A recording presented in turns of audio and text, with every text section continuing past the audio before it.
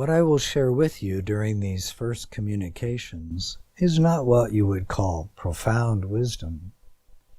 However, this is vintage Joshua. Pay attention to the small stuff. If you dwell upon what I share with you, it can indeed accelerate your own journey home. So I'll take a breath.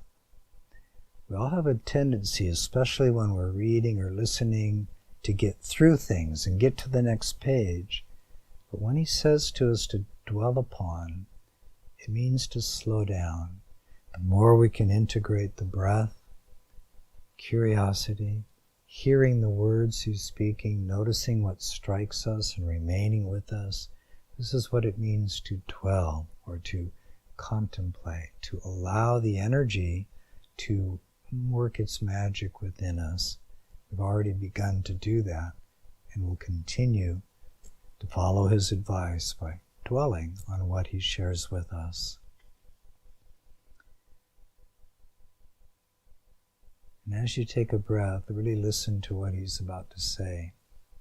Softly, be curious.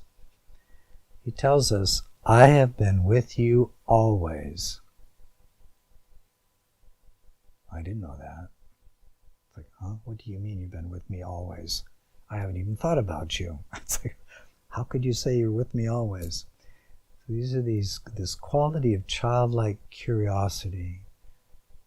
He's been with me always. If he's been with me always, where have I been that I wasn't aware of it?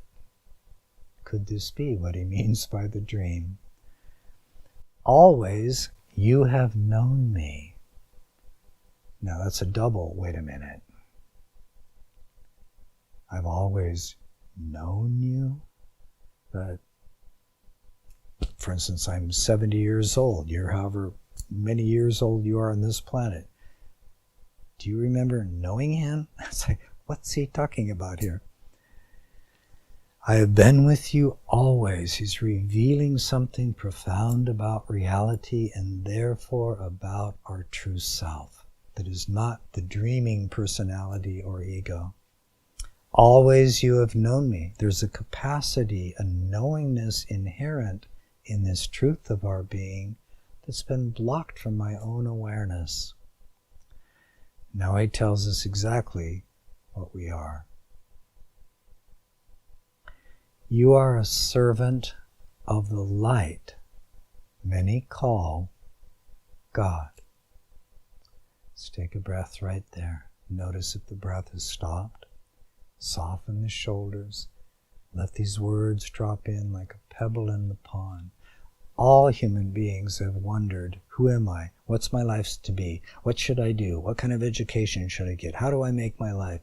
Why am I here? Oh, I try to make up my own purposes, my own strivings and drives.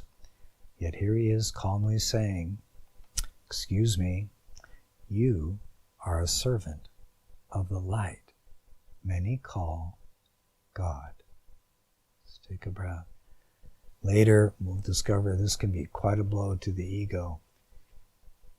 I'm just a servant. In the way of knowing, he calls it a conduit. You're a conduit. You're merely a conduit. Not much to write home about there, not much to feel special about or important. I can't puff myself up with pride. The more I realize I'm just a servant of the light many call God. But have I been living my life from the complete knowing of what he just said?